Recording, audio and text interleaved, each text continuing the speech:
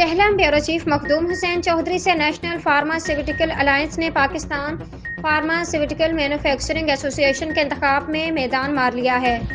جیتنے والوں میں شفیق عباسی، ڈاکٹر طاہر عظیم، عثمان خالد، احتشام الحق، طاہر ادریس، ڈاکٹر ظفر انصر چودھری، بلال چودھری، صفدر علی و دیگر شامل ہیں۔ تفصیلات کے مطابق پاکستان فارماسیوٹیکل مینوفیکچرنگ ایسوسی ایشن کے انتخاب میں نیشنل فارماسیوٹیکل الائنس نے میدان مار لیا ہے۔ تمام سیٹوں پر کلین سویپ کرتے ہوئے سینٹرل ایگزیکٹو کمیٹی کی 12 جبکہ زونل کمیٹی کی تمام 16 نشستیں اپنے نام کر لی ہیں۔ انتخابات میں ملک بھر سے تعلق رکھنے والے ووٹرز نے اپنا حق رائے دہی استعمال کیا تھا۔ رپورٹ حارث سلیم اول Hyderabad S S P doctor Farooq Ali کا لطیف آباد کے مرکزی جلوس کا دورہ۔ ایس ایس پی نے منتظمین سے ملاقات کر کے انتظامات پر گفتگو کی۔ عالم اسلام کو جشن عید میلاد النبی کی مبارکباد پیش کرتا ہوں۔ منتظمین سے ملاقات کے بعد میڈیا سے گفتگو۔ ہمارے لیے اس سے بڑھ کر کوئی خوشی کا موقع نہیں ہو سکتا۔